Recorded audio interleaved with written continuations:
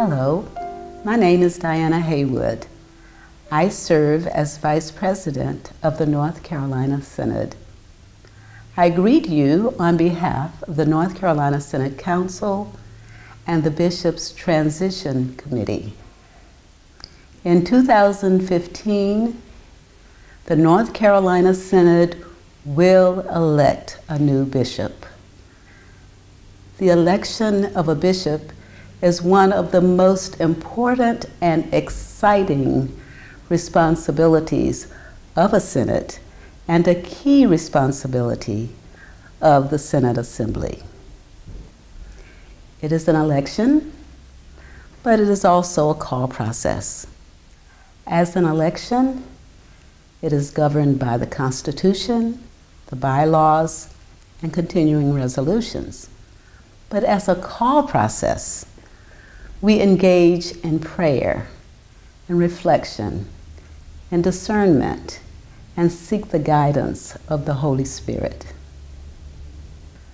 The Synod Council is responsible for making sure that the election of a bishop is competently and fairly handled.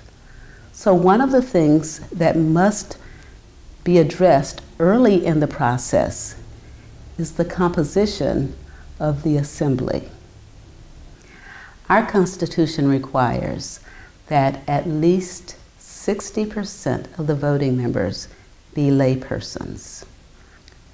Additionally, we have set goals that at least 10% of the voting members be persons of color or persons with language other than English, and that 10% of our voting members be youth or young adults.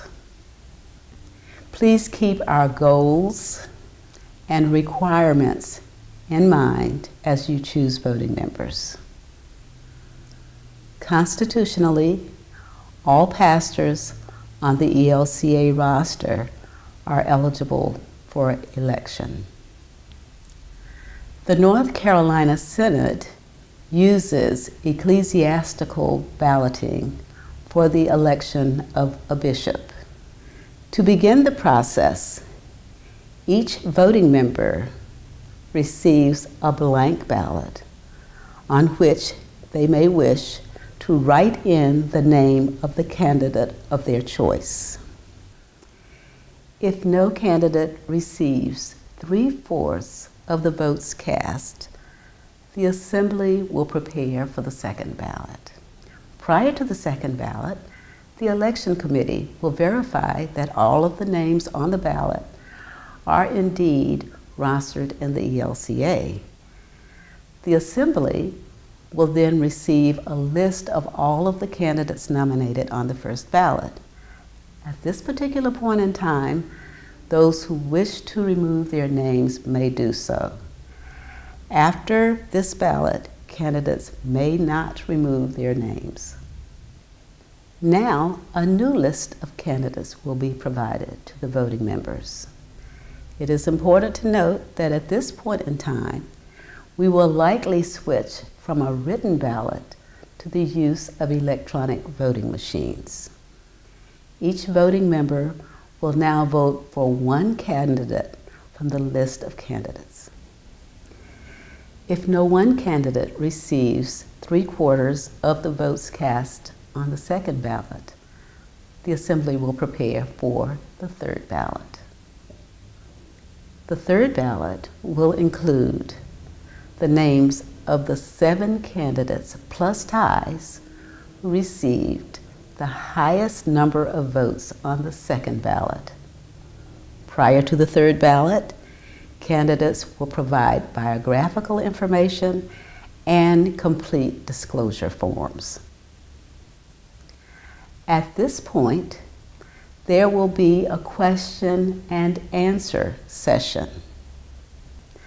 At the end of the question and answer session, the Assembly will conduct the third ballot. Each voting member will again vote for one candidate.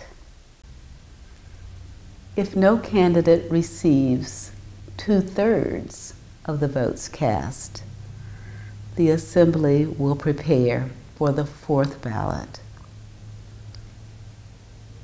The names included on the fourth ballot will be those of the 3 persons plus ties who received the highest number of votes on the third ballot.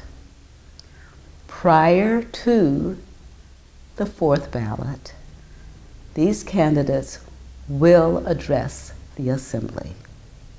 If no candidate receives 60% of the vote in the fourth ballot, the Assembly will prepare for the fifth ballot.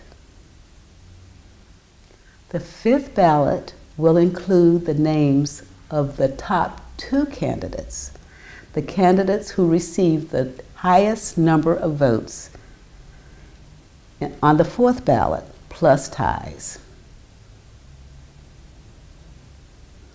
At this point, the candidate receiving the majority of the votes will be elected.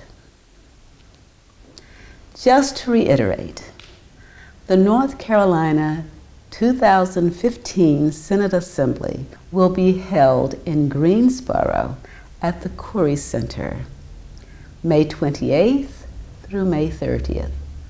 Please, please choose your voting members early.